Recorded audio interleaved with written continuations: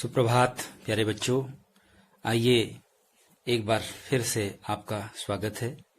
आज महाकवि जयशंकर प्रसाद कृत आत्मकथ्य कविता के अवशिष्ट अंश की ओर आपको ले चलने का एक प्रयास, इस कविता के अवशिष्ट अंश को समझाने का एक प्रयास मेरा रहेगा। इससे पूर्व आपने महाकवि के जीवन को, उनके व्यक्तित्व को, साथ ही कविता की जो प्रारंभिक पंक्तियां थी उसको समझने का, उसको आप तक पहुंचाने का, संप्रेषित करने का एक प्रयास मेरे द्वारा किया गया था।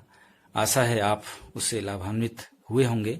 आइए चलते हैं अग्रिम अंश की ओर, जिसकी पंक्तियां कुछ इस प्रकार है। विडंबनारी सरलते तेरी हंसी उड़ाऊं मैं, भूलें अपनी या प्रवंचना औरों की दिखलाऊं मैं। उज्ज्वल गाथा कैसे गाऊं, उज्ज्वल गाथा कैसे गाऊं, मधुर चांदनी रातों की, अरे खिलखिला कर हंसने होने वाली उन बातों की। मिला कहाँ वह सुख जिसका स्वप्न देख कर जाग गया, आलिंगन में आते आते मुस्क्या कर जो भाग गया, आलिंगन में आते आते मुस्क्या कर जो भाग गया। अरे बच्चों, बड़े ध्यान से इस कविता के अवशिष्ट अंश को समझने का प्रयास आप करेंगे। देखिए, इससे पूर्व आपने जयशंकर प्रसाद जी की इस कविता का जो प्रादुर्भाव या इसकी उत्पत्ति किस रूप में हुई, कैसे हुई, यह जाना। आपको पता है कि उनके अनुयायियों ने जिस तरह से उनसे एक आग्रह किया कि महाकवि प्रसाद जी, आप भी इस आत्मकथ्य विशेषांक में अपनी कुछ बातें जरूर कविता के रूप में प्रस्तुत करें। लेकिन महाकवि ने अपनी असहमति व्यक्त करते हुए, अपना यह भाव व्यक्त करते हुए कि उनके जीवन में तो कुछ भी ऐसी विशिष्टता नहीं है, कुछ भी ऐसी उपलब्धियां नहीं रही हैं, कुछ भी ऐसी सफलताएं जो वाकई में लोगों को प्रेरणा प्राप्त करा सके या लोगों को अभिप्रेरित कर सके, जीवन की ओर उन्मुख कर सके, जीवन में प्रोत्साहित कर सके, ऐसा कुछ भी तो नहीं है। जीवन अभावों भरा रहा है और रिक्तता के अलावा, शून्यता के अलावा, जीवन में उदासी या निराशा, हताशा के अलावा और तो कुछ भी नहीं दिखता। एक सामान्य जीवन मेरा रहा है, जिसको अगर मैं आत्मकथ्य के बहाने प्रस्तुत भी करूं तो इससे कुछ भी उपलब्धि या आने वाली पीढ़ी के लिए कुछ सीख प्राप्त नहीं होगी। तो इसलिए मैं समझता हूं कि निश्चित रूप से आत्मकथा लिखने से बचा जाए। इसी असहमति से व्यक्त हुई कविताबद्ध अपने भावों को, विचारों को करते हुए महाकवि जयशंकर प्रसाद ने ये कविता रची है। आइए अवशिष्ट अंश की ओर प्रकाश डालते हैं कि यह विडंबना अरी सरलते तेरी हंसी उड़ाऊं मैं, कि यह बहुत ही विडंबना की बात है। अरे इससे बड़ा आश्चर्य की और क्या बात होगी है मेरे सरल जीवन। सरलता और सहजता से भरा हुआ जीवन जो महाकवि प्रसाद जी का था, उसी को संबोधित करते हुए कविवर जयशंकर प्रसाद कहते हैं कि हे मेरे सरल हृदय, हे मेरे सरल जीवन, आखिर कैसे तेरी मैं हंसी उड़ा सकता हूं। अपनी सरलता को सार्वजनीन करके, उसको सबके सामने आत्मकथ्य के रूप में प्रस्तुत करके, एक तरह से यह तो उपहास का विषय बनना ही होगा। क्योंकि वर्तमानिक जो परिदृश्य है समाज में, अगर आपके आज के माहौल में यदि देखते हैं तो वाकई में जो जितना सरल, सहज और यथार्थपरक जीवन जीता है, वास्तविक जीवन की चेष्टा करता है, सरलता और सहजता से जीवन का निर्वाह करता है, व्यक्ति आज ऐसे समाज में ऐसे व्यक्तियों की एक तरह से वह व्यक्ति उपेक्षा का या तिरस्कार का पात्र समाज में बन रहा है। इस तरह के समाज को देखते हुए ही शायद संस्कृत की एक बड़ा श्लोक प्रसिद्ध है कि नात्यंतम सरलैर्भाव्यम गत्वा तत्र वनस्थलीम छिद्यन्ते सरलास्तत्र कुब्जास्तिष्ठन्ति सर्वदा। इसका तात्पर्य यह है कि बहुत व्यक्ति को सरल और सहज बनना भी वर्तमान समय में ठीक नहीं है। इसका एक बड़ा अच्छा दृष्टांत कवि के द्वारा दिया गया कि दृष्टवा तत्र वनस्थलीम, जरा वनस्थली में जाकर के देखिए, जितने सरल वृक्ष होते हैं, जो सीधे खड़े होते हैं, जो जंगल में सीधे खड़े वृक्ष होते हैं, प्रहार कुल्हाड़ी का सर्वप्रथम उन्हीं के ऊपर होता है, उन्हीं को व्यक्ति जो है वही मार गिराए जाते हैं। लेकिन जो कुब्जे हैं, जो टेढ़े मेढ़े वृक्ष हैं, उन पर कुल्हाड़ी का प्रहार नहीं होता, वो वैसे ही यथावत बने रहते हैं। तो यह आज की वर्तमानिक स्थिति है। शायद इसी भाव को भी कवि ने समझते हुए ये लिखा कि सहजता सरलता को सार्वजनिक करना एक तरह से उपहास का विषय बनना ही है। तो इसलिए कवि ये कहता है कि हे मेरे सरल मन, आखिर मैं अपनी सहजता को व्यक्त करके तेरी कैसे तेरी आंखें हंसी उड़ा सकता हूँ और उपहास का विषय बन सकता हूँ। कवि आगे बताता है कि यदि मैं आत्मकथा लिखने के लिए तैयार भी हो जाऊं तो इससे दो चीजें सार्वजनिक होंगी, और इन दो चीजों के सार्वजनिक होने से किसी को कोई फायदा नहीं मिलेगा, और भी मैं उपेक्षा का पात्र बनूंगा, और भी मैं उपहास का विषय बनूंगा। वो दो चीजें क्या हैं? एक तो स्वयं की कमियां, स्वयं की भूल, और दूसरी चीज है औरों की प्रवंचना। प्रवंचना ठगी को कहते हैं। जैसे कोई व्यक्ति छल कपट से आपके ऊपर ठगी कर करके आपकी वस्तु को अपना बना ले, तो इससे भी व्यक्ति टूट जाता है। आखिर जीवन में वो अग्रसर नहीं हो पाता, जीवन में उपलब्धियों से वंचित रह जाता है। तो दो ही चीजें होती हैं, या तो अपनी व्यक्ति की भूल के कारण अपनी ही कुछ कमियां या अपना ही कुछ ऐसी दुर्बलताएं रह जाती हैं जिसके कारण अपेक्षित परिणाम व्यक्ति को जीवन में नहीं मिल पाते, और वो एक तरह से सफलता के ऊंचे शिखर को प्राप्त नहीं हो पाता।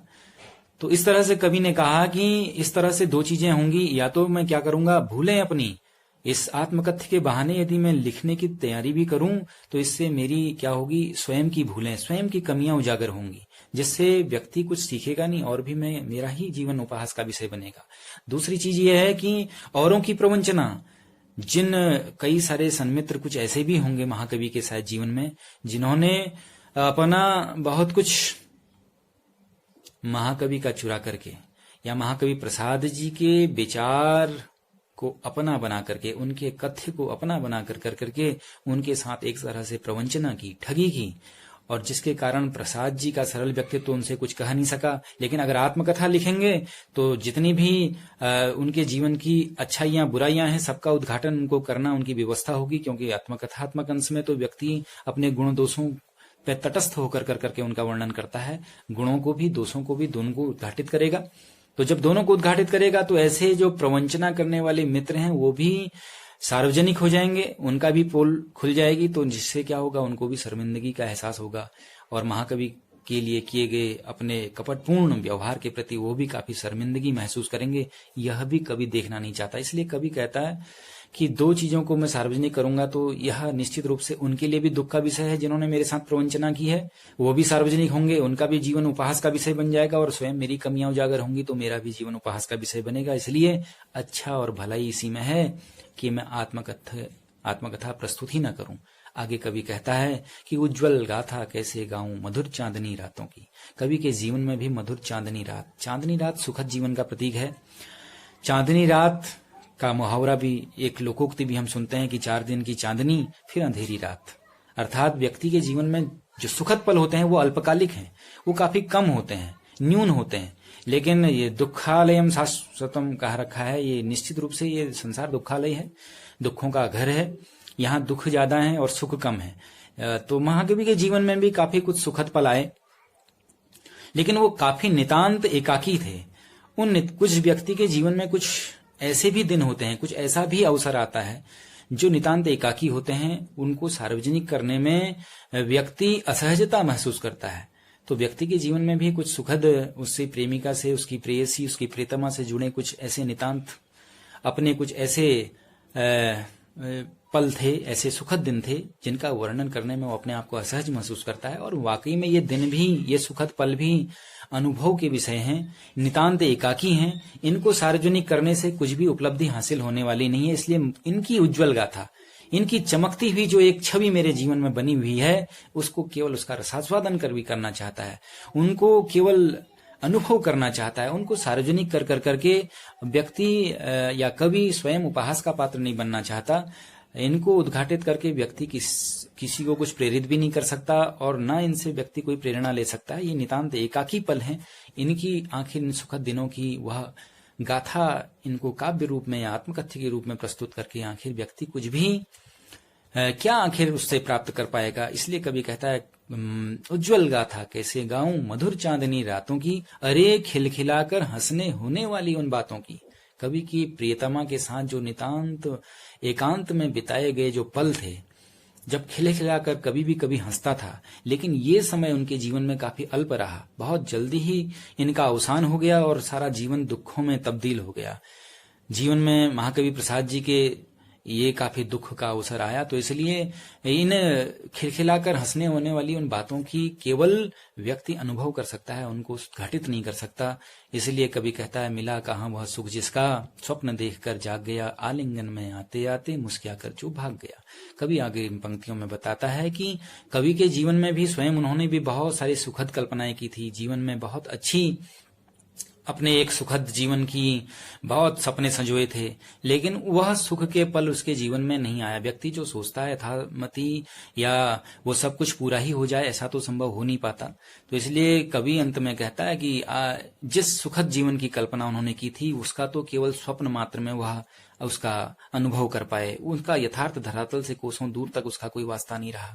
जैसे स्वप्नावस्था में कोई चीज अगर हमको प्राप्त भी हो जाती है तो उसकी प्रसन्नता क्षणिक होती है, जागृत अवस्था आने पर वह सब कुछ दूर हमसे हो जाता है, उसका यथार्थ जीवन से, वास्तविक जीवन से कोई उसका सरोकार नहीं होता। ठीक ऐसे ही व्यक्ति के जीवन में, कवि के जीवन में भी सुख का संस्पर्श बहुत कम रहा, अत्यंत दुख का जीवन उन्होंने जिया। इसलिए आलिंगन में आते आते जिस सुख के दिनों की उन्होंने अपना बनाने की ठानी थी, जिसको आलिंगन करना ही वो चाह रहे थे, कि वह खाली एक संस्पर्श उनके जीवन में देकर के वह सुख के दिन उनसे जीवन से काफी